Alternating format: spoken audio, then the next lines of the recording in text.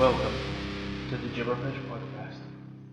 Well, we may have come to the end of one of the worst years in living memory, but we are finally here to talk gibberish about the best of 2020, aren't we, Dom?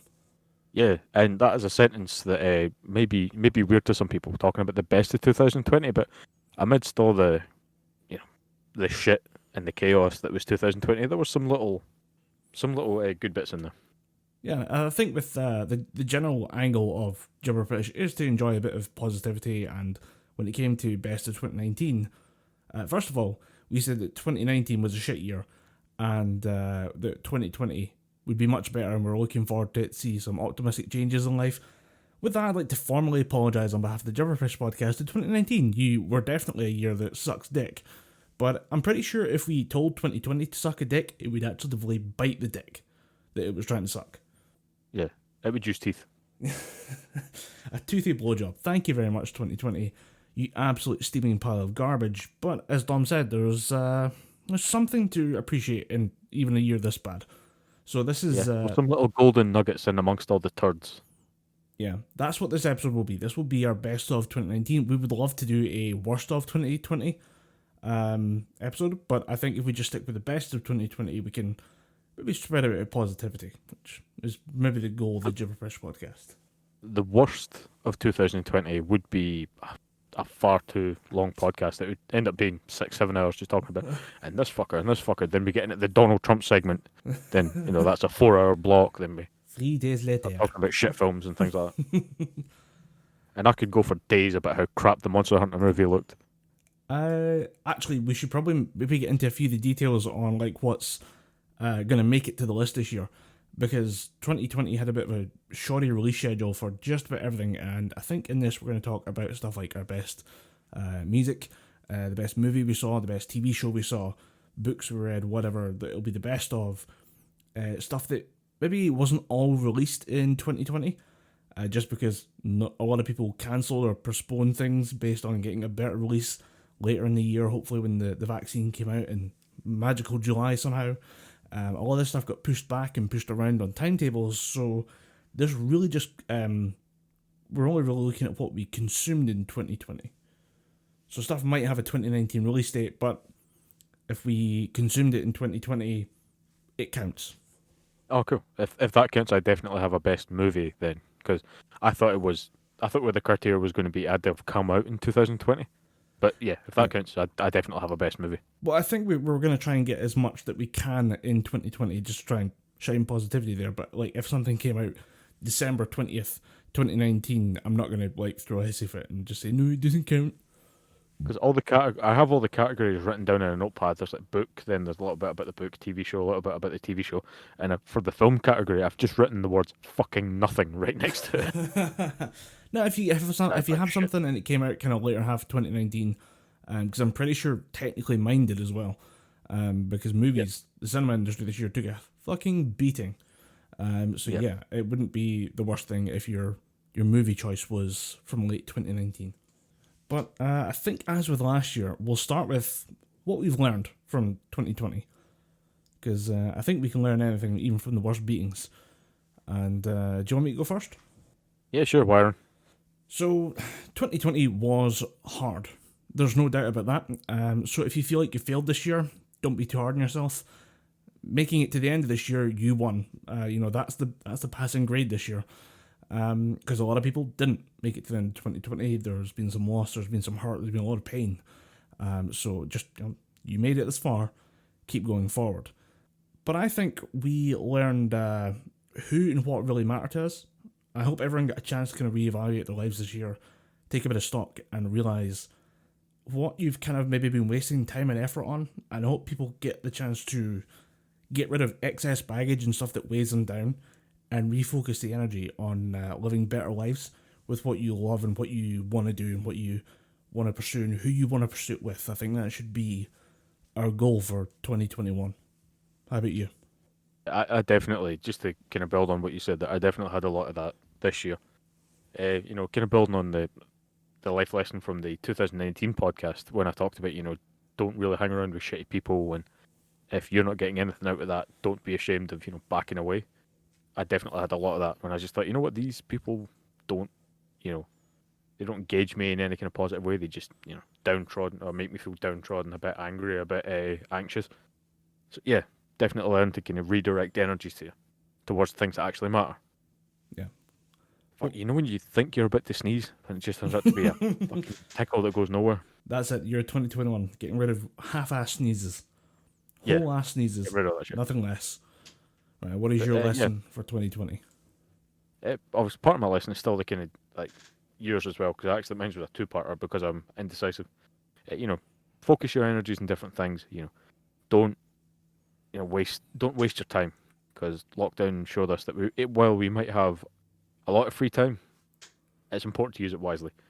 But mine was just quite literally, or quite simply, just take a break. Because we were all studying at home, working from home, there's the impetus, particularly in myself, that you do as much as you can when you can. And if you're a bit like me, you only really kind of estimate yourself when you're doing work and when you're working hard. So again, there's that impetus to just keep going, push it as hard as you're going. And when you factor studying into that, you've got a lot of essays, a lot of weekly sort of questions that you need to answer. So there's always an impetus, like Monday between the hours of 9 o'clock and 5 o'clock, I'm working those 8 hours. And it took a conversation with my mum just to say, you're not in at uni every day, so why the hell are you studying every day? Why the hell are you working every day? So just, don't be afraid to put the paper or the pencil and the notepads down and just, go for a walk and, play a few rounds of Street Fighter. Have a Dr. Pepper and just sit back and chill out. So don't work yourself to the bone. Just take a break. Yeah, I think a lot's been learned in 2020, and I think those lessons that we put out, that's not the only lessons you could walk away with. I mean, more than happy to hear from any listeners if they have anything they're like, oh, this really changed my perspective on 2020. This is what I walked away with. The lessons, especially, I mean, obviously, if you get anything that you hear in this podcast, you're like, actually, that album, that book, that thing sucked. You should have checked out this. Reach out to us. There's a Twitter at Gibberpish. There is the handle. The Twitter handle is at Gibberpish. The email is gibberpishpodcast@gmail.com. So reach out to us there and let us know what you think was a lesson, or even just anything that was the best of 2020. As we go into the main kind of meat of the episode, which is all the other stuff. Yeah, if you listen to this episode, let us know what your favourite things of 2020 were. Because, anything positive would be great. So, where do we start? We have a bunch of different categories. I kind of want to start with album. I'll defer to you. Right. In that case, I'm picking album. So, best music album for me. Right.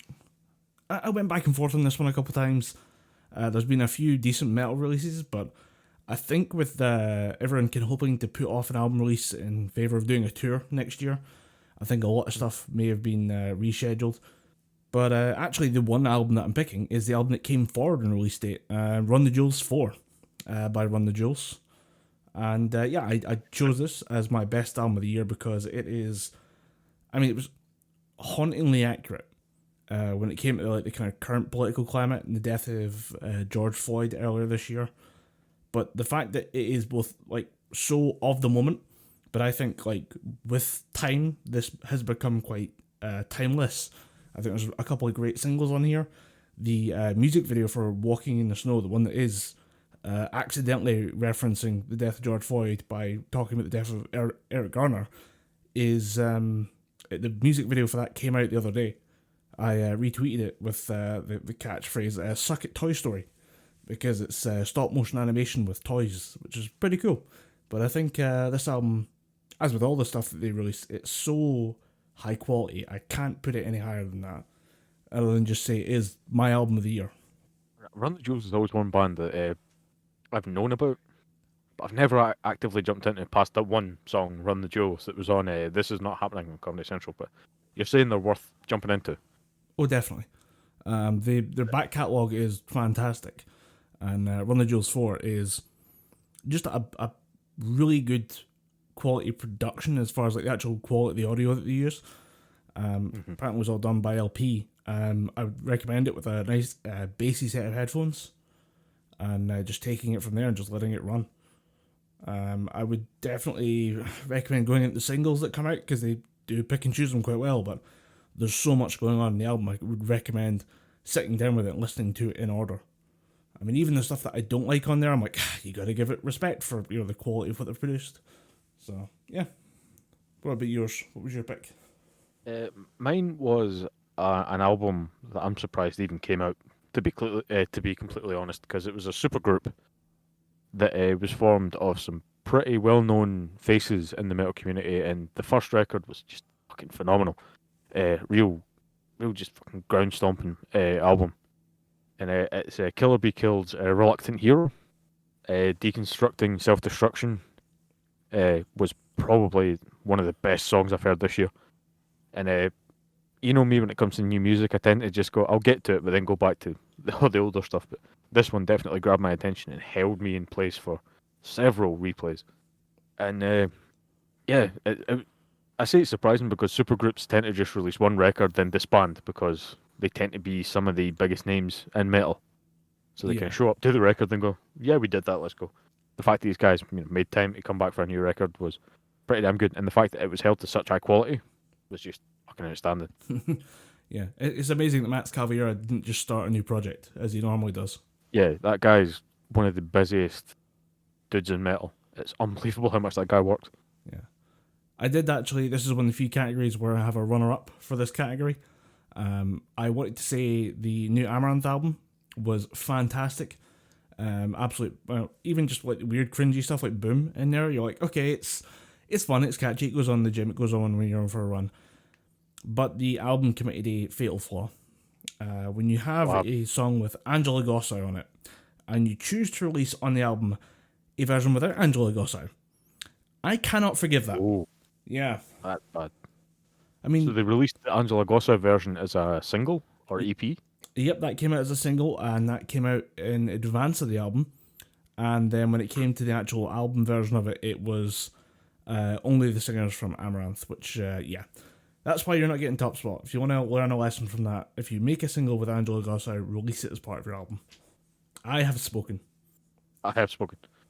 I actually might have a runner-up as well if the full album dropped and it wasn't just a single, because if it was just a single, that's very disappointing. Ah, fuck, it was just a single. I was going to say Rob Zombie's new album would have taken my runner-up, but the reason why it didn't is because it was only just a single. As good a single as it was, with a return to form by Rob Zombie, you're a runner-up, mate. Killer Be Killed, Reluctant Hero takes the top spot. Some things can't be helped. Right, I chose the first one. I'll let you choose the next category. Well, I'm going to take TV show because I want to gush about Mandalorian. Ooh. By all means, fire in. It's no surprise that this is my TV show for 2020 because this, as someone who's a bit kind of, to use a favourite Scottish word of mine, I was a bit scunnered by the prequel movies, and I was a bit just nonplussed by the sequel trilogy. I kind of wanted good Star Wars shit again, and for someone that only really got that in drips and drabs with stuff like Star Wars Rebels, and occasionally they had the good bits in the sequel trilogy. Mandalorian just came in and went, oh, you want to see some good Star Wars? Well, sit the fuck down and watch this. Oh, you like Boba Fett? Boba Fett's back. He's killing people. He's stabbing people with a pointy stick. He's burning people with the flamethrower. And oh, you want merchandise? Here's fucking Baby Yoda. Here's Grogu, and he's going to be adorable, and he's going to pick up giant mudhorn beasts and fling them away to save Mando. It's no exaggeration. I say this without any fear of contradiction, that Star Wars has never been done as successfully as Mandalorian. And I will, aim to back that up to anyone. I will argue my case to anyone that says, oh, it's not that good. Motherfucker, sit down and watch it. All the way through seasons 1 and season 2. Just bookend them, watch them all. It's the best, 16 episodes. Each episode's between 45 minutes to an hour. So easily the best 16 hours of content you'll watch this year if you watch the full series. And you kind of get invested in the characters because you start off thinking, well, Mando, he is the prototypical gunslinger. The first shot in episode 1 is literally him walking through saloon doors and everyone just kind of turning and looking at him. It's kind of a cowboy movie, cowboy western with a hefty dose of samurai chucked in there. Which It's fucking awesome to see. And the different directors that they get for each episode genuinely make each episode feel like its own little self-contained movie. Then you realise that there's kind of a through storyline that presents itself through Mando, trying to save Baby Yoda, or in the first few episodes, it's literally just him trying to make money. Then obviously he's trying to keep the kid safe, but then then they find out that the kid is part of a plot that the Empire are trying to resurrect the Empire, but they need Grogu's blood for something. And then it becomes less about this bounty hunter who's just out to, save himself, and more about, I need to protect this kid because it's part of my oath, my job. He is my foundling, I think they call it. And he's literally put his life on the line several times just to keep this kid safe. And just talking about the rest of the characters, obviously you've got Mando and Grogu, and then you've got like the supporting characters. You've got what's his name? I remember his character's name. The guy from Carl Weathers. He plays kind of a broker for Mando at the start. Right. He gets him his jobs and shit like that. And then you've got characters like Bill Burr's character, Mayfeld, who's an ex-Imperial sharpshooter, and just funny as hell when you first see him. Then a couple of episodes or a season later, you see him again, and he's just this kind of, he's been in prison, he's just done, like, just wants to serve his time, then put all that shit behind him. And you've got Gina Carano playing probably one of the most badass women that you'll see in television. Yeah, I mean, there's been plenty of badass women in Star Wars, and there's been plenty of badass women in sort of the global lexicon. Like, people know that there's badass women in movies and shit like that, but none of them walk down a hallway with the Star Wars equivalent of a light machine gun and just mow down stormtroopers like Cara Dune does. Fucking awesome to see. Who'd you thought? And then, of course, there's Boba Fett. Boba Fett gets an entire 9 minutes to just show why he's one of the coolest characters in Star Wars. I was gonna say it's fucking outstanding. I could gush for hours. Sorry, you cut out there. You were saying you could gush for how long? Yeah, I could gush for hours. I was going to say, who'd have thought that taking the original Star Wars kind of formula of a science fiction western with a little bit of samurai influence, and then letting that run instead of doing weird political bullshit, would have worked as not only as a movie as it originally did, and then also follow up as a TV show. Who'd have thought? They got it with the original movie and made the winning formula. Who would have thought that going back to basics and having two Star Wars mega nerds run the show?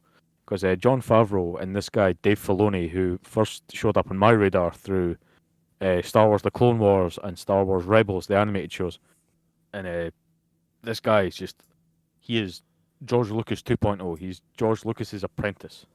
He knows everything about Star Wars. At one point, I watched a 10-minute video with him talking about how the Star Wars prequels were secretly genius, and I almost believed him without questioning it. Then I remembered, no, they're still dumb. They're still fucking stupid. In a kids' movie, because let's face it, I know that we're almost 30 sitting here talking about Star Wars, but Star Wars is a kids' film. There's a lot of complex themes and stories therein. Obviously, it's a universal film, but it is a kids' movie, pretty much. Yeah. And the prequels, despite their overly political themes, can exemplify that. And then he was talking about how secretly, the political shit is just the backdrop to the whole idea of Anakin, and how Qui-Gon Jinn and Obi-Wan Kenobi are fighting Darth Maul literally to save Anakin, and how the symbolism therein is actually more, genius than you think it is. So I don't know why, just based on that, I kind of want to rewatch at least one of them, but I don't know which one, because episode 1's a pile of shit. Pile of fucking garbage. I think it genuinely might be episode 3, because episode 3 is the most watchable out of all three of the prequel trilogy. Yeah. It's interesting that we talk about how much that the original stuff has been standing the test of time while the other stuff being disowned, because I'm watching my my newsfeed through Google blow up with stories about writers, directors, and people who are involved in the project for the sequel trilogies, who are basically trying to throw blame at everyone else for what happened in the new movies. And I think The Mandalorian's quality is what started this all off. I think that's what's begun this new wave of Star Wars, is the idea that The Mandalorian is the way forward, which is hilarious because it's going back to basics and then writing new stuff from there. The funny thing is, people are actively saying that Dave Filoni, because he's the executive producer along with Jon Favreau, that he is actively creating new Star Wars canon that is more in line with what George Lucas originally had in his extended universe, and Disney are kind of just letting him do it. If it works, And I think they just let it run.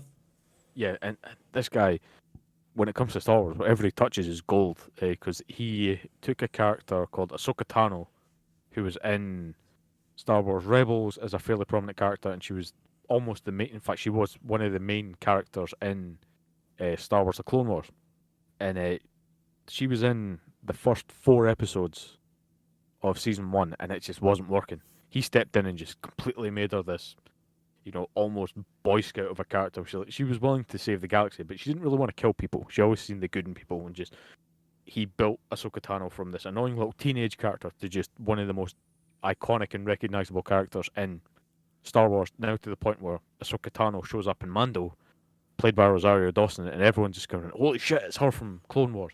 And then she's basically this kind of badass samurai who is no Jedi or Sith. She's just this kind of weird, I'm going to do good, but I'm not going to have the constraints of being a Jedi, and I'm not going to be a dick about it like the Sith would. And yeah, a lot of people were just off the back of that because Dave Filoni is putting in so much of his own canon and own creations from Rebels and Clone Wars into the Star Wars canon that people are wondering where this leaves the sequels, because there's a few things that Mandalorian sets up that could undo a lot of shit in the sequel trilogy. And if you want to avoid spoilers for Mando season 2, stop listening right now, and I will give you the signal when to come back. What about me? Are you gonna watch Mando? Yeah, probably. But yeah, go spoil it for me. That's fine. I don't mind spoilers. I'm okay with knowing the destination if the journey's worth it. Okay. At the end of Mando season 2, or I'll jump back a bit, in the episode with Boba Fett, because after talking to Ahsoka Tano, Ahsoka tells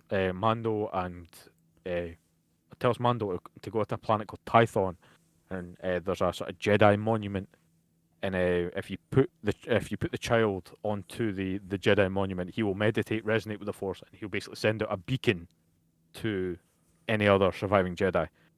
And in doing so, he gets kidnapped by the Empire, but the message was sent. You don't really know this, but the message was sent. So a few episodes later, Mando has tracked down a guy called Moff Gideon, played by Giancarlo Esposito, fucking expertly, because you believe this guy's just a dick. Like, a typical Giancarlo Esposito character. He's just hyper intelligent, one step ahead of you at all times, slimy sleazeball of a character. Well, not really a sleaze, but just a slimy toad of a character. You want him to die, but at the same time, it's Giancarlo Esposito, so you want to see more of him, because that guy could read the phone book and it'd be entertaining. So, Mando tracks down Moff Gideon, that's Giancarlo Esposito's character. He tracks down his Star Destroyer or some shit like that. He basically fights off legions of droids and stormtroopers and shit like that, and they kind of hole up in the bridge of the Star Destroyer, and there's these things called Dark Troopers, which are just these, specifically designed badass droids that, even with the combined force of Mando and all his friends, because he goes on, as soon as Grogu gets kidnapped, Mando goes, "Oh fuck no, this ain't happening. I've got a mission to complete, and that little bastard is involved." No one gets in the way of the mission, so he goes and recruits, Boba Fett. He goes and recruits Cara Dune. He goes and recruits another assassin that was sent to kill him that now works for Boba Fett, and he goes to recruit other Mandalorians, and he basically this kind of last stand in the bridge where these Dark Trooper robots are punching the shit out the door, and obviously Moff Gideon, who's been defeated at this point, is just sitting on the ground in handcuffs, shitposting, just going, they'll break through and you'll all die. I'll be fine, but you'll all fucking die. So the Dark Troopers are beating down the door, then you see the X-Wing pulling into the hangar, and Moff Gideon instantly shits himself, and I kid you not, the smile on my face was ear to ear, because who has the most iconic ship in Star Wars, or what is the most iconic ship in Star Wars? Apart from the Millennium Falcon, it's the X-Wing, and Luke pilots the X-Wing. And then you get basically a recreation of the end scene from Rogue One, where Darth Vader's just chopping down fucking rebels. You get the same thing, but it's Luke Skywalker slicing the shit out of these Dark Trooper robots. Then, he gets to the bridge, opens the door, pulls down his hood and says, "I'm here to train the little one." And at that point, my jaw hit the fucking floor. I was like, they brought back Luke Skywalker. I turned into that stereotypical coloured person watching a film, just going, "Oh my god, we got Lando Calrissian." I was just, we got Luke Skywalker. I was fucking losing my mind. And they're saying that Luke Skywalker showing up in Mandalorian messes with the timeline a bit because apparently he's meant to be in exile or something by now. Yeah, but exile just means not in the current, like, kind of, like, he's just not there politically. Like, nobody knows really where he is.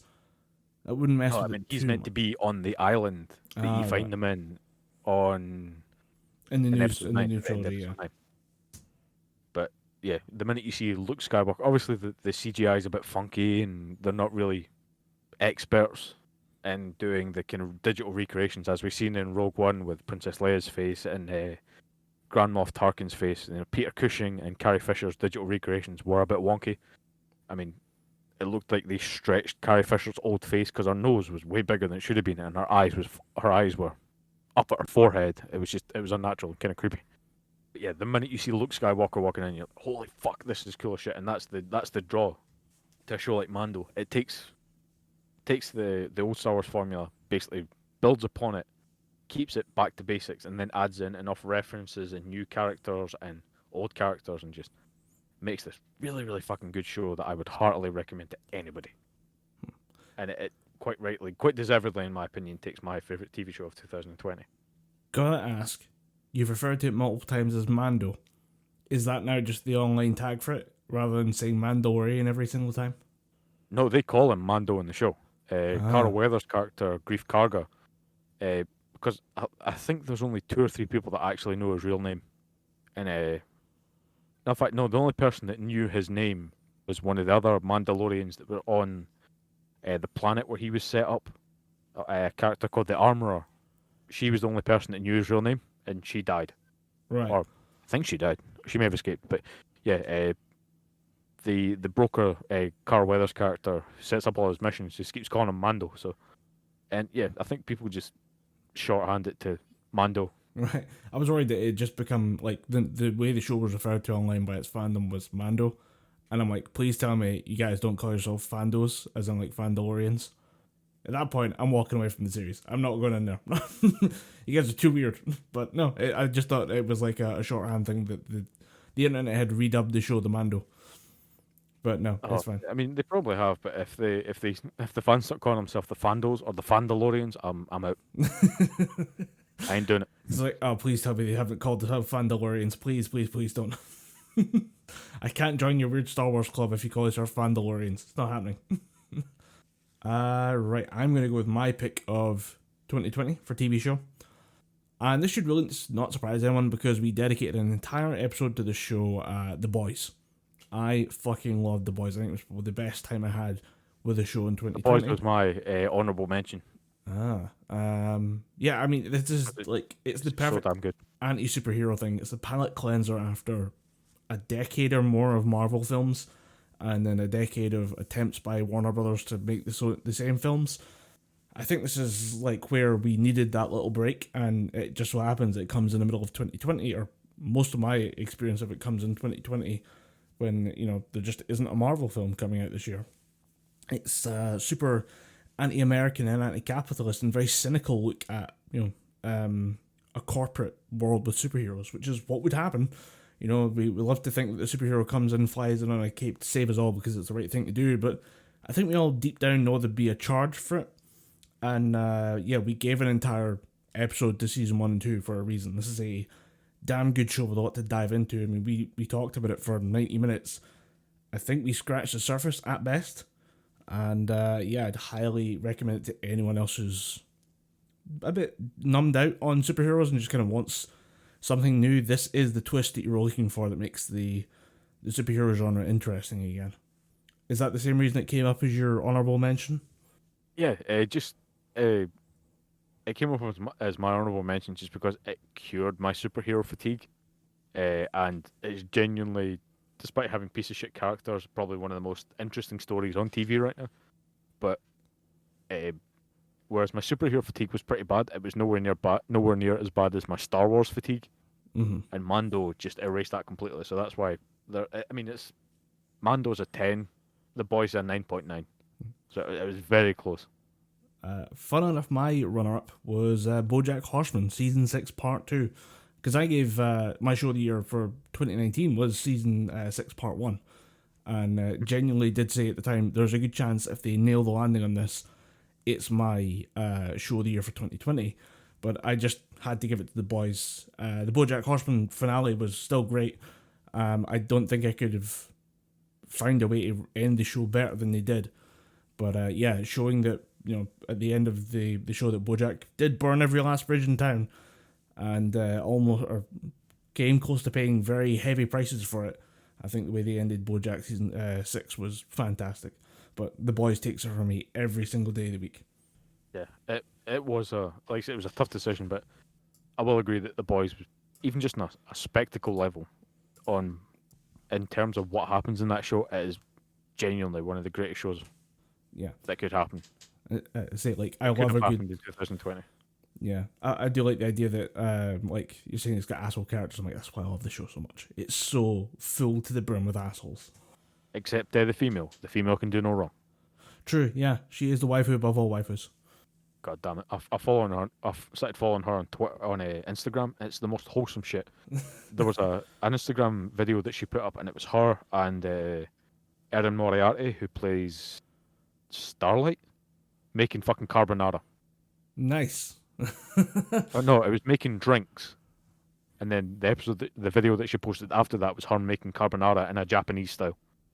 I was like, just stop it. You've won already. You're already the greatest. There's no need to retire as the champion plus. You can't do that. It's just you're adding. You're just trying to get an A plus plus plus at that point. But yeah, 100% agree that The Boys was one of the best shows of 2020. From its shitty characters. One of the first scenes that you see with Homelander is just basically a blonde Superman and an Aryan Superman with a shit-eating grin from that point onwards. You just think, yeah, this is going to be good. And season 3 is just going to ramp it up from there. You're going to have the proto Homelander in Soldier Boy, played by Jensen Ackles, and I genuinely can't wait to see where they go with that. It's going to be pretty fucking good. Yeah, like if it's the thing about the show is that we love the flaws of the characters as much as we love the highlights. So when you Huey, realize, fuck you. Except Huey, fuck him. He's a little bitch. You're not a character, he's a little bitch. But no, like what I love about the characters is that they are flawed. So when you realize that Homelander's the V2, there must have been something so horribly wrong with the V1, aka Soldier Boy, that they needed to fix him. So what's that character? And what's that guy going to be like? Yeah. Right. I wonder if they're going to Captain America him. But that's a discussion for another time. Yeah, I want to know what that means, but I also kind of want to leave it for now. Yeah. So, yeah, we'll come back to Captain America, do you think they're going to find him frozen and then resurrect him, or are they just going to have him be in flashbacks? But like I said, we can talk about that. Nah, he's going to be a drunk at a bar. Knowing the show, he's going to be a drunk at a bar who shows up one day, he's like, right, I'm here to reclaim my throne. They're like, what? You're some random drunk. He's like, no, I'm Soldier Boy. He just throws a shield through someone that cuts them in half like a destructo disc. Fuck, man, I'm really hyped for season 3. Yeah, it's going to be good. Right, I think we move on to our movie of the year. Yep. So, for my movie of the year, I went with 1917, which is the story of two British lads trying to desperately cross no man's land to deliver a message to call for mass charge that is going to go straight into an ambush during World War One. If you haven't seen Can I just say that when you say two British lads, it kind of makes it seem like it's some kind of sequel to Them Betweeners. Like two cheeky British lads trying to cross no man's land. And no man's land is that strip in Ibiza where there's too many clubs. Ooh, special German friend. German friend. No, but 1917 is two British soldiers trying to cross no man's land. Well, that's what I want to talk about. Because I like the fact that this film, it is a war film, but it doesn't have the characters being green. They're not like wet behind the ears. They're not like children.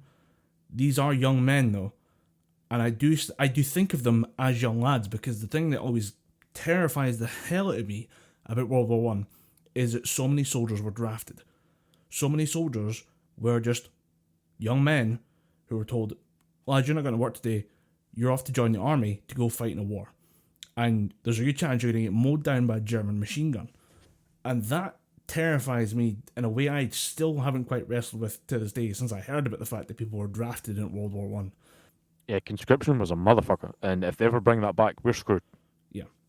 But one of the notes I have is that both these guys are Lance Corporals, and one of them is mentioned as being fighting in the Somme. But these guys haven't become like these hardened veterans yet. They're not far off, but they're not real. Like, there's still points where you can see them being emotionally scarred and damaged, or even just hurt by what's going on around them. They don't really freak out about the like dead bodies that are lying everywhere, but there's something about this, the experience of World War One, or the Great War as it's called at the time, that they're just numb to it. And there's something about that, the fact that they are still just young men, they're still just lads, they're just boys who were 18 or 19 at the time that Archduke Ferdinand got shot. These guys just happened to have been picked to go join the army. But they're still kind of jaded by the whole thing, they're numb to it. Because, I mean, the first like exposure at the battlefield is that at one point they're climbing over like trenches and through barbed wire. A guy gets his hand cut on a piece of barbed wire. He slips, falls, and his hand goes into like a bullet wound in a corpse. And he just looks at it like, ugh, for fuck's sake. There's like a weird jadedness to it. And all I could think of while watching this is the fact that my grandmother saw this movie. Okay. And that freaked me out. I'm like, how did my gran just react to a guy accidentally fisting a corpse? Like, that's so fucked up. But that's the tone this movie goes for, is it is just two young British lads surviving hell and walking through hell. I mean, I put down this... I have heard that I've heard that it's one of the best movies to come out this year, and a friend of mine who's just a real, as he calls it, a filmy cunt. He doesn't want to say a film aficionado or a film buff. He calls himself a filmy cunt, and I applaud the authenticity. But he said that he never, he does get quite emotional at films, but this film brought him into full blown tears because of how good it is, and it kind of makes me want to say, if someone gets emotional, or it has enough of a gut punch in the story, I kind of want to see a film like that. But it's on the old Amazon wish list, so. I have the Blu-ray. I swear I'll get it. I have the Blu-ray. You can have it. Honestly, I think you'll... I don't want to say appreciate it. I think you'll get something at this film that will stick with you for a while. I've actually got the note down here. It's the film equivalent of taking the end of Return to the King with Sam and Frodo pushing towards Mount Doom with the action scenes from Saving Private Ryan. Not the beach landing, but see once you get into the city and once the bullets start flying in the city and stuff like that. It's that part of Saving Private Ryan, not the Omaha beach landing, but the kind of tension that's involved in this film is unreal. You spend a lot of this movie just waiting as the guys walk through, just scene after scene, which is all beautifully shot, and I think I'll talk about cinematography in just a second, but you spend so much of it waiting to hear the crack of a rifle, just that bang of a bullet going off, and you know it's coming eventually, and I think that part of it is the fact that so much of this movie, the entire movie, is set up to look like one shot. So it's supposed to look like one continuous thing. And to their credit, they did not fuck around on this one. I mean, you can see points where it's very obvious that they've made cuts to transition between different scenes, but there's not a lot there. It's really hard to pick out the joins that put it together. And looking at the DVD or the Blu-ray making of features, they're telling you, like, that's a 6-minute shot that we had to nail every single time. And that's unheard of in cinema. It's really hard to do. I don't know if you've seen stuff like Birdman. I think you might have seen that one. Yeah, I fucking love Birdman. Watched that film so many times. Imagine a war film set with that type of tension. And that's what we're dealing with. I went and looked into... I mean, I think that helps because it is a good narrative device that... I mean, for all the other complaints that they have about saying, like, it's so hard to plan all this out. Like, there's a scene going through a bombed-out city. They had to make a miniature of the entire city so they could plan the lighting to make sure everything worked for, like, different shots. It's... the amount of pre-planning and effort that must have went into this movie is insane. So, yeah, Sam Mendes was the director, and cinematographer is Roger Deakins. I haven't seen much of what they've done. Sam Mendes and Deakins worked together for... It was Skyfall, one of the James Bond movies. Right. But I've actually seen more of Roger Deakins' work. He's the cinematographer. He did Big Lebowski and Oh Brother, Where Art Thou? Around 1990. So yeah, Big Lebowski, one of my favourite films of all time. So if he made that, I'm willing to watch pretty much anything that guy's involved in. But yeah, this film, the effort they've put in, I'd recommend watching it, and then going in to watch like the best, like the making of featurette, because holy shit, the effort these guys have put in has. I genuinely think this has revolutionised filmmaking, and I think that people will be studying this film for years to come, and I don't say that lightly. So yeah, You have fairly well, fairly articulated points about why you liked your film. My film of the year is just, I just thought it was funny. Pretty funny. Really good heartfelt moments. And after some googling, I found out that this was released on the 1st of January 2020. So by the skin of its teeth, it counts. Jojo Rabbit came out in 2020. Oh, And Jojo Rabbit is my film of 2020. Again, it coined the phrase that I use: if you're going to make a film about Hitler, have the balls to play Hitler yourself. And I think it's probably one of the best examples of Taika Waititi's style of filmmaking. It's funny as all hell, and there's just real gut punch, heartfelt moments, like the scene with Scarlett Johansson where she puts on the fake beard and she starts talking to the kid like he's his dad. yeah. And that's a pretty strong scene. Then there's obviously scene which just hits you like a fucking truck out of nowhere. Then you've got I prefer to call it I prefer to call that one the butterfly scene, just so that no one who hasn't seen the film knows what's coming. Oh yeah. That's a good point. Yeah, the butterfly scene. Edit out when I call it the other thing. Obviously there's the butterfly scene, and then you've got just completely random fucking comedy moments where I can't remember her name, but Rebel Wilson's character is strapping bombs onto the clone children and saying, "See the Americans? Go hug them." That is dark, fucking brilliant humor at its best. And probably one of the best endings to a film as well, because how do you end a film about, is it World War II or World War One? It's World War Nazis, II, so it's World yeah. War II. How do you end a film about World War II? You either go with a happy ending where they get out free, you go with the sad ending where they get caught. Taika Waititi kind of just goes, "Fuck that, I'm going to do my own one. We're going to have a dance ending." Yeah, We're just going to have the characters dance. Fuck it, why not? we're gonna slaughter every character over the age of consent, and everyone who was just kind of a passerby, or everyone who's too young and didn't know what they were doing, is gonna get maybe not a get out of jail free card, but we're gonna let them live for a little bit. I think Another good thing that this movie brought to light is that someone, through the characters of Jojo and I think it's Yorkie, someone has successfully cloned Simon Pegg and Nick Frost, and we'll have more Shaun of the Dead movies for the future. Because you look at those two standing next to each other, and you just think, you look at those two standing next to each other, and you just think Simon Pegg and Nick Frost owe both of you guys pocket money, because yeah, it's undeniable. Oh, they're definitely there. Like, I think it might be more to do with the energy they have between each other. Yeah, the kind of comedy back and forth that they have. Because when they're meeting up at the end, and they just take a moment to just complain, like, "Oh man, how's the war going?" As bullets are flying around them. "Oh, my feet kind of hurt." Yeah. You're like, oh, it's very very Peg and Frost. I like it. Yeah, I mean, Yorkie was my favourite character at the entire thing. He was just, his optimism made me laugh every time, because there's a point where Jojo is looking fucking downtrodden and beaten, and Yorkie comes round in cardboard armour and he just goes, "Oh hey Jojo," and then the two of them just starts laughing. I'm like, that kid's going places. That kid's genius. I do like it, yeah. And there's, especially knowing how it's going, when they say, "Oh yeah, I hear the Russians are coming," and you're like, "Uh-oh." In World War II, that's not a phrase you want to hear. Yeah, that's a bad thing. That's clearing out time. Yeah, and yeah, there's something about the naivety of them when they're especially towards the end, like when Jojo just like, the only way I can rationalize it is that everyone's like a hero going off to fight for the fatherland, and or they're, even if they're morally compromised, like there's still something heroic about them. I think with the captain's probably the best example of that. Yeah, definitely. I can never remember the captain's name. He's just in my head as German Flashheart. Yeah, German Flashheart, really interesting guy. Yeah. Yeah. But no, this is a very solid pick for movie of the year.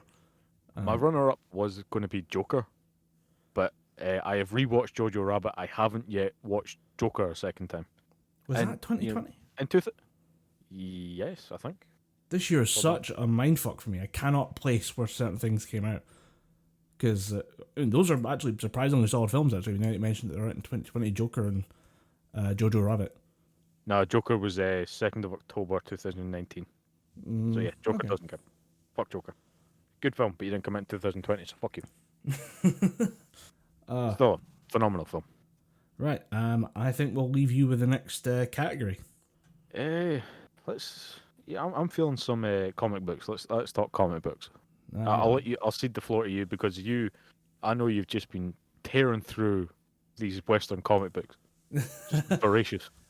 My choice of comic book actually is comic book / manga. I don't think I've read a comic book this year. I might have somewhere, but I don't think I remember it anymore.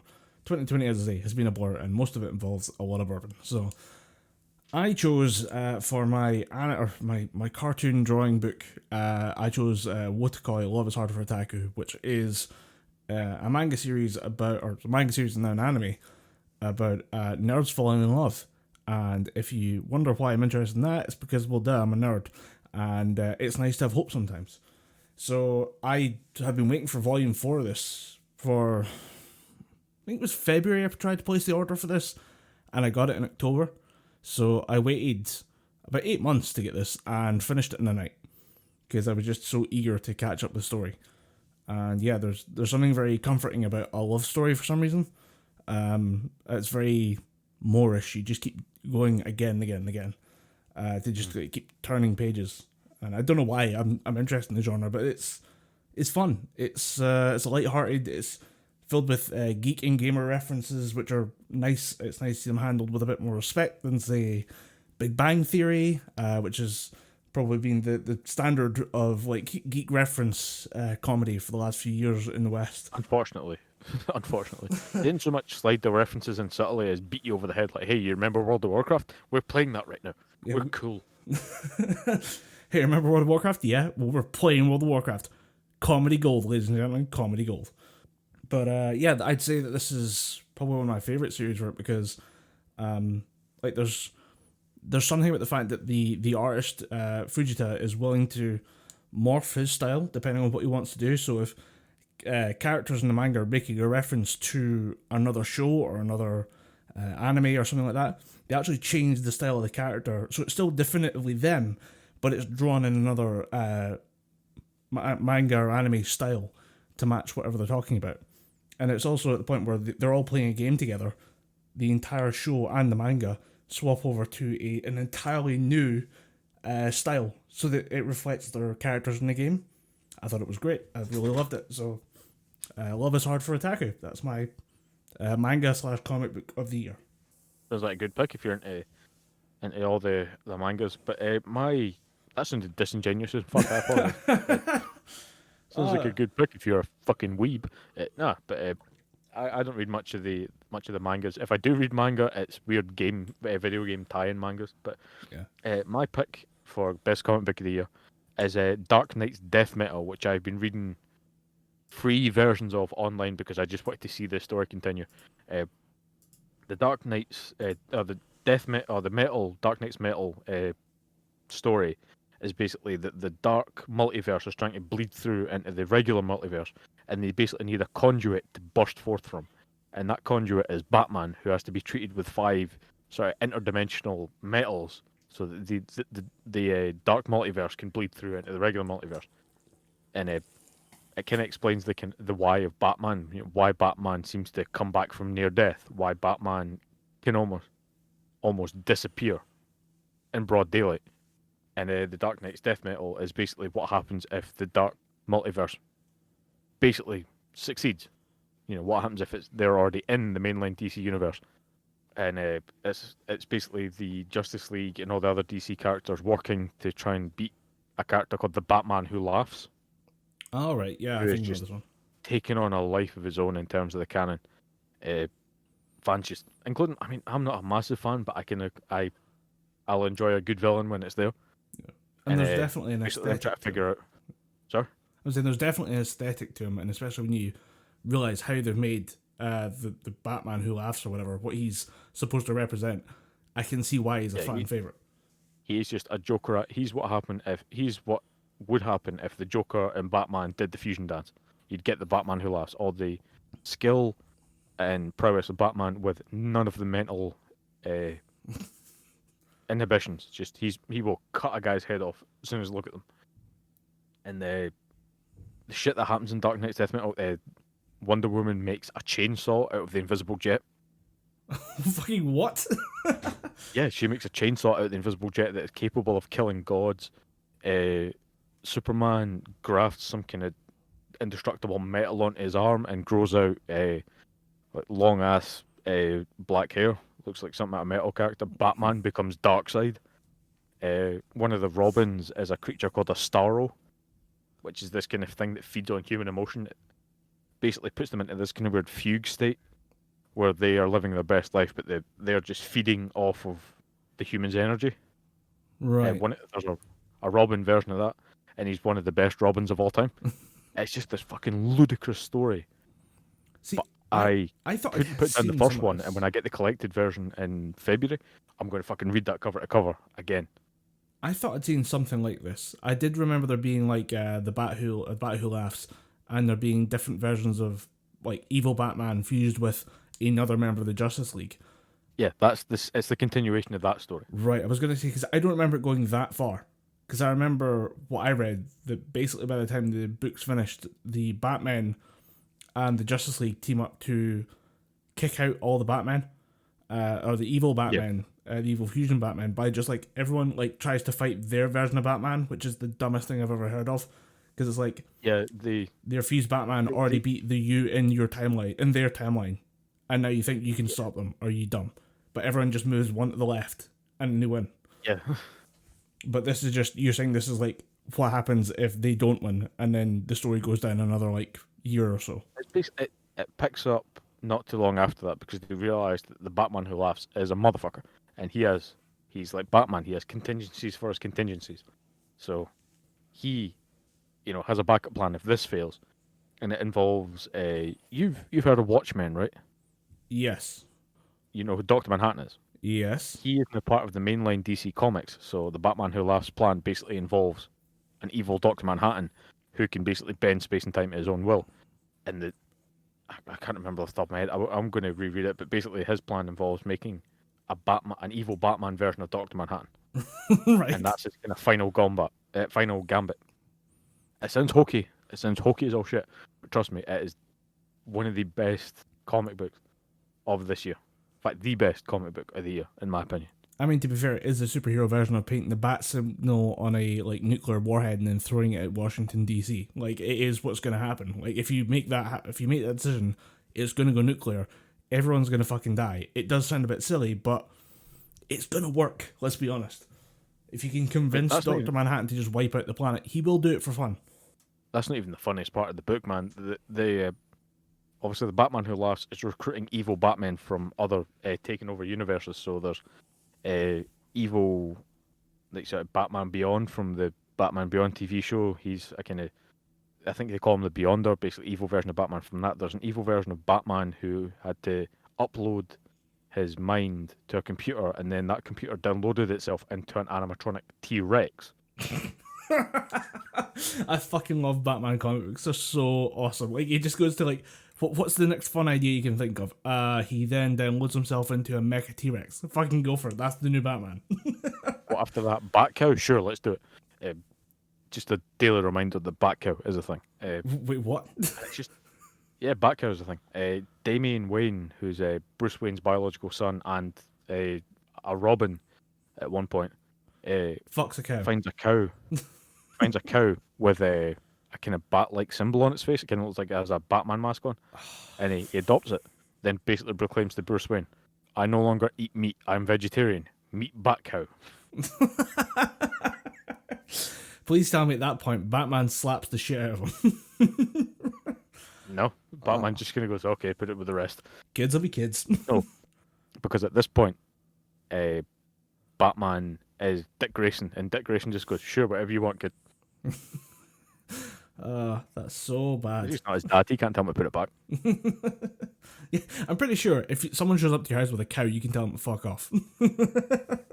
I mean, that's why I prefer Batman comics over anything Marvel puts out because it's dumb, silly shit. But because it's Batman, it's treated with the utmost seriousness, and then you kind of think, okay, this is something that I should take seriously, and you just read it as you would a normal book.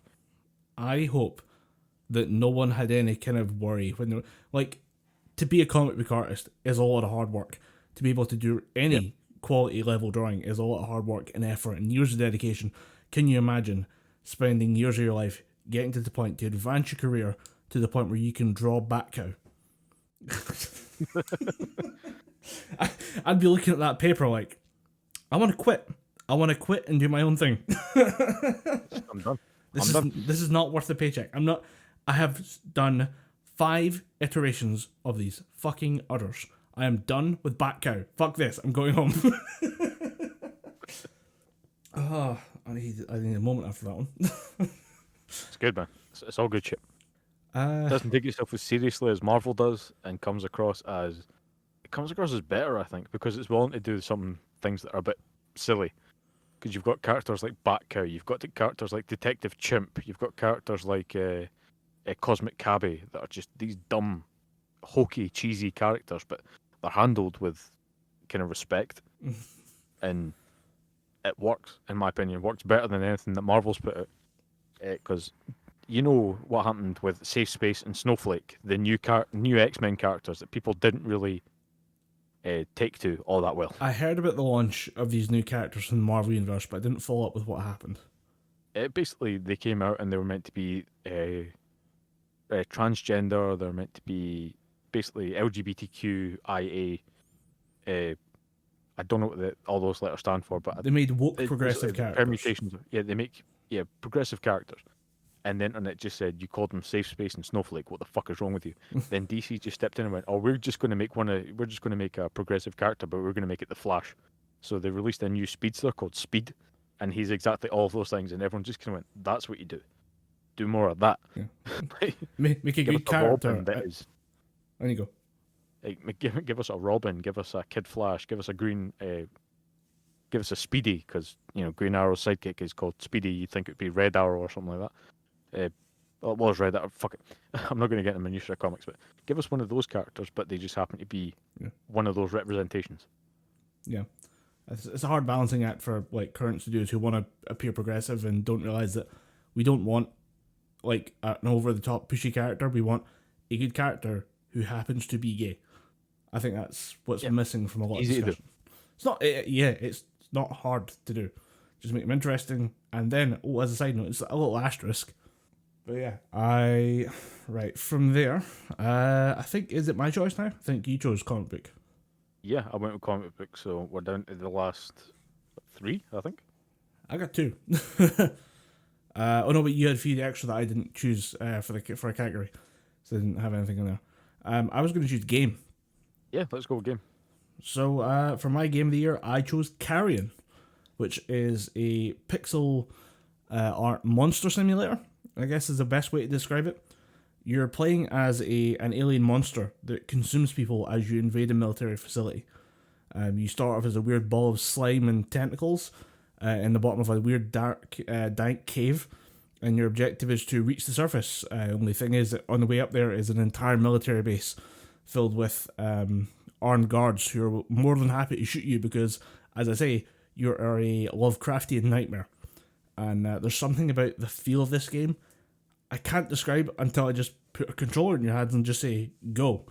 But there's something about like bounce or kind of slopping your way through the halls into the air vents, planning out your attack on armed guards as they walk past, and just saying, okay, like I'm going to wait until he walks past this area, I'll break open the air vent, I'll jump down, I'll rush and attack him, try and pin him in like a cupboard, eat him while he's in there, use his biomass, add it to my own, become stronger, then run out across the hallway to deal with someone else that's over there. There's like it's a very predatory game, but it's the fact that it's all from the point of view of like a weird alien monster. I loved it. I've not finished it yet, but I've had more fun with this game than anything else I've played in 2020. So that's Carrion. Without a doubt. Yeah, Carrion, would highly recommend it. It's on Game Pass. I got it on Steam. Game Pass. So. And it's on Steam. It's not too expensive. I'd highly recommend picking it up. The one thing I will say is, for me, I enjoyed playing as the monster when you're like like stomping and squelching through these tight corridors and just munching motherfuckers.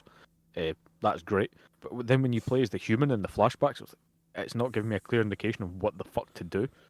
Yeah, there was I've had one kind of human wandered about segment trying so to shoot far. things. Yeah, I've had one human segment so far, and I'm just kind of like, this is where the story happens, I guess, like the boring part. Like, I just want to monster out and eat people. But yeah, Carrion was my game of 2020. How about you? Really good soundtrack as well.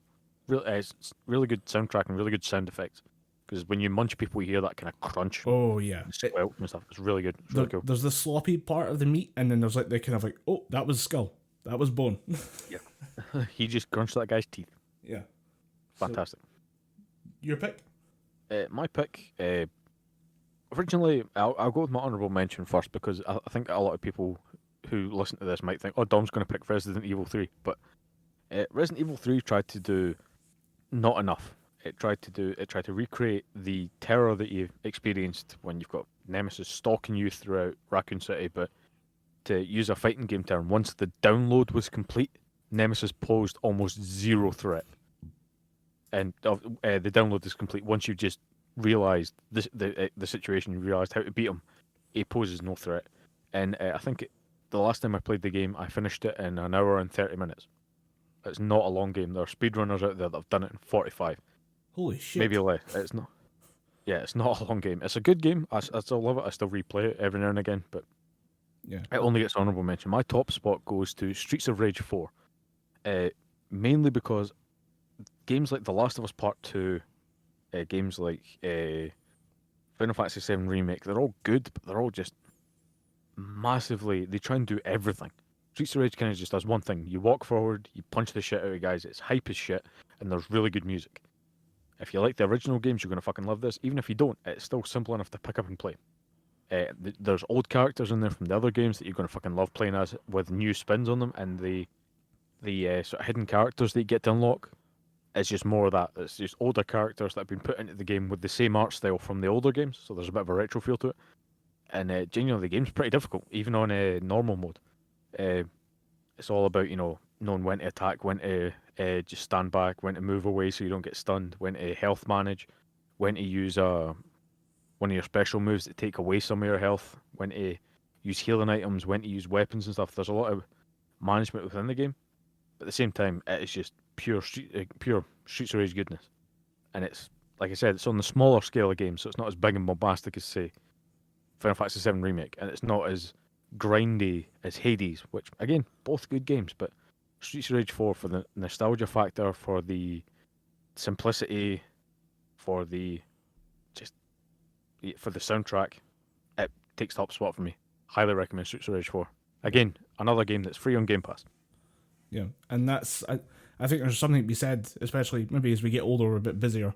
There's something to be said about a confined but high-quality experience.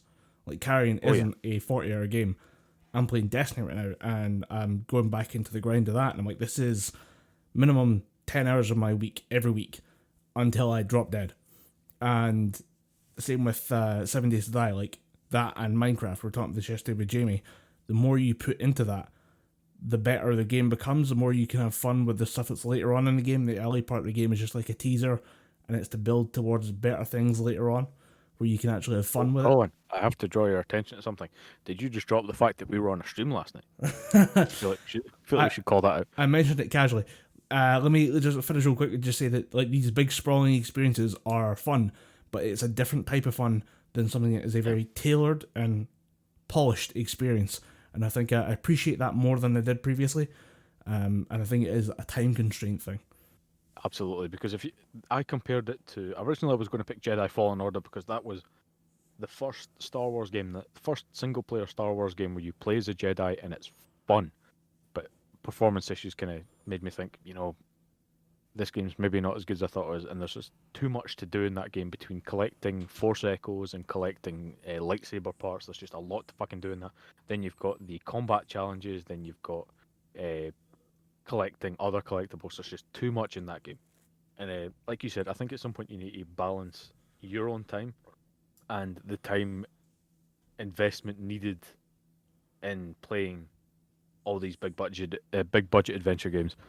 And I think that's where games like Streets of Rage 4, games like Carrion, where you can just pick up and play for an hour or so, there's nothing you need to learn, nothing you need to pick up. It's basically a couple of buttons. You know, in Streets of Rage 4, it's literally forward and X, or forward and A if you're playing on Switch. Yeah.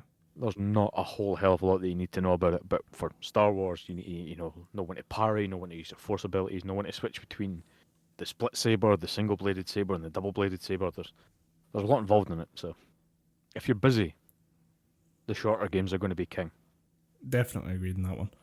So, yeah, I think that's our games of 2020. I think we go on to the next category. Which is, I have something about books, but it was literally, I just wanted to do a bit. My bit was literally just, you want to know what book I read? The only book I read this year, I read 3 books this year, 2 of which had to do with public international law, and the other one had to do with sports law. And as little as I can think about international law right now, the fucking better. I don't read regular books anymore. I read law books. Such is my rock star existence. Well, I did read a book for fun this year, which is Fuck you. Ooh, laddie-da, I read.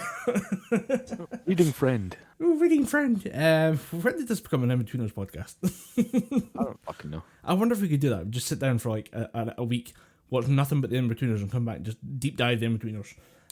Just go back to where are they now. This is when we find out that In-Betweeners is some kind of Sisyphusian allegory where it's just all about Will pushing himself to the top of the social spiral, only getting knocked back down again. He has to reclaim his status. But I read a book called The Moe Manifesto, which is a breakdown of people's love for cute anime characters by someone called Patrick W. Galbraith. And Patrick Galbraith has written a couple of books about anime and general kind of nerd culture, especially related to Japan. And it talks...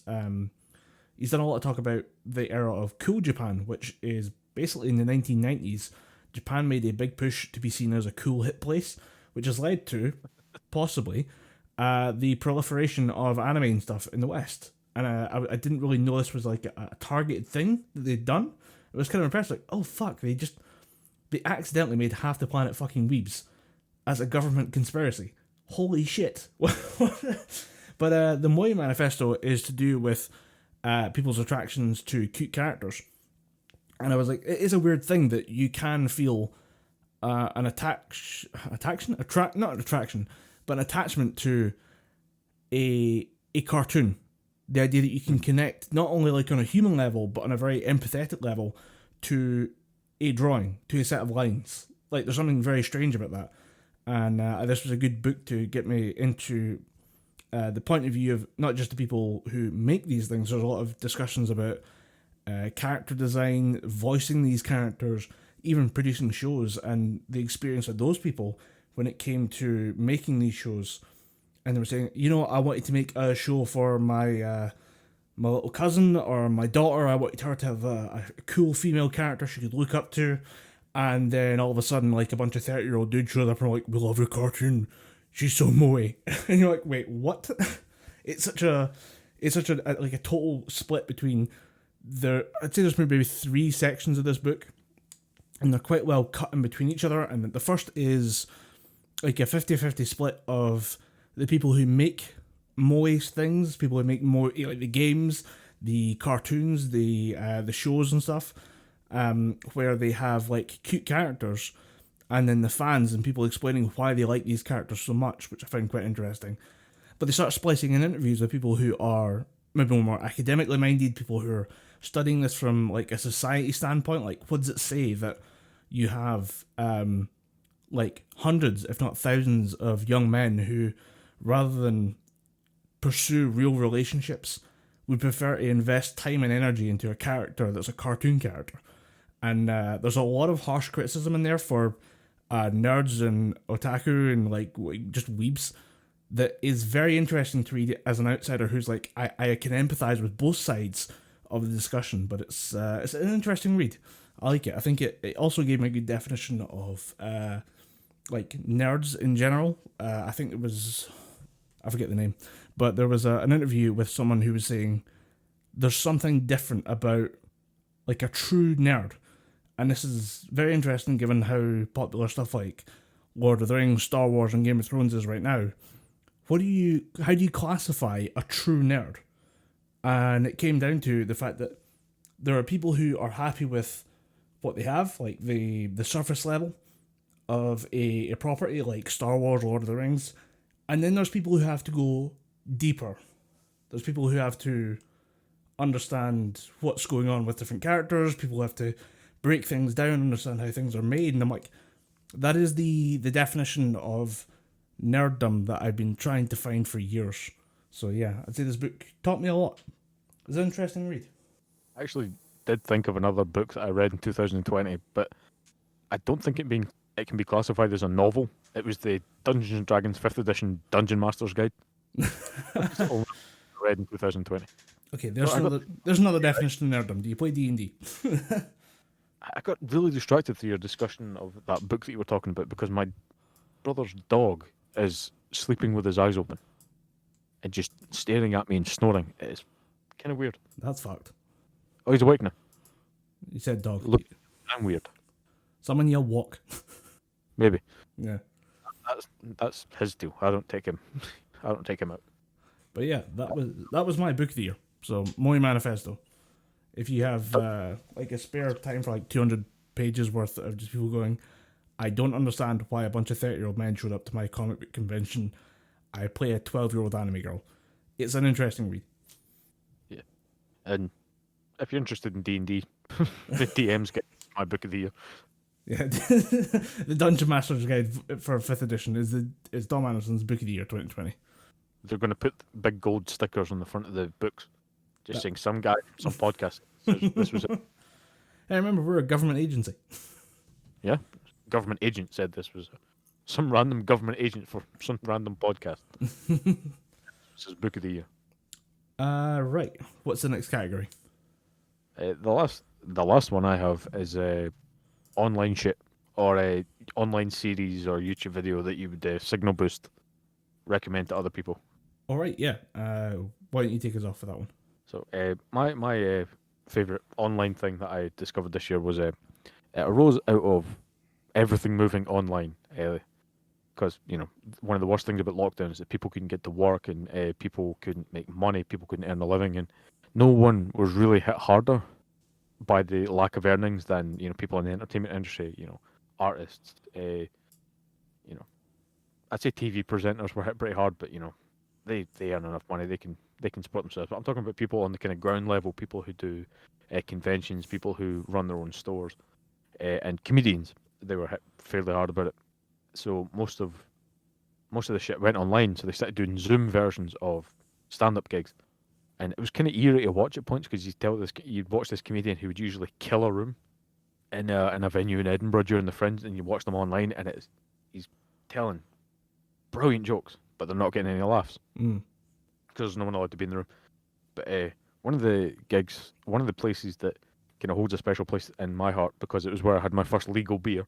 It's a place called The Stand Comedy Club in Edinburgh, and they started doing online gigs, and they started getting really, really fucking well-known comedians like Phil Dupitis, Fred Macaulay. I think they had Frankie Boyle on for one of them. I know he's a bit controversial now, but fuck him. And they started doing bringing more of their shows online. And one show that I'd never heard of before, I never really engaged with it before, was a show called Monday Night Improv, and it was originally a show in the Stand in Glasgow. And it's 5 comedians. I doubt you'll know any of them, but it's 2 improv comedians from Edinburgh, the kind of resident comedians at the Stand in Edinburgh, guys called Stuart Murphy and Gary Dobson. If you know who Gary Dobson is, it's not that Gary Dobson, it's a different Gary Dobson, not the serial killer, the comedian. It's the lesser known of the Gary Dobsons. Lesser known of the Gary Dobsons. It's a comedian, if you're want to genderize it, from Shetland called Mary-Elaine Robertson, who has probably the weirdest worldview that you'll see. She collects random little odd things like puffin skulls and shit like that. An English comedian called Will Nami, he's pretty damn funny. I've only really found out or discovered him this year, but some of the stuff that he comes up with in Monday Night Improv is pretty damn funny. I'd highly recommend Will Nami. And the host of the show is a guy called Billy Kirkwood, who I've known about for some time, and it pisses me off that this guy isn't bigger because he's probably one of the funniest comedians out there. He kind of hosts the show, he sets up the games, and it'll be stuff like they'll make something. They have a game called Songbook, where they have to add, they'll add a ghost spin to songs. So it'll be George Michael's "Wake Me Up Before You Go Go Go Ghostbusters," that kind of shit. Yeah, and it's genuinely become a highlight in my week. Both my brothers have actually started watching it, as well. So where does this come up? Is this like a Twitch thing, YouTube? Is it YouTube thing. You can either find it on the Stand Comedy Club's YouTube or Billy Kirkwood's YouTube. good? I'll give that a look. Yeah, it's great. And yeah, they highly promote crowd interaction. I'll give it a look. So the Stand Comedy Club. All right, gotta know that. So I'm always interested in more comedy because I feel like my viewpoint is slightly more Americanized than it really should be.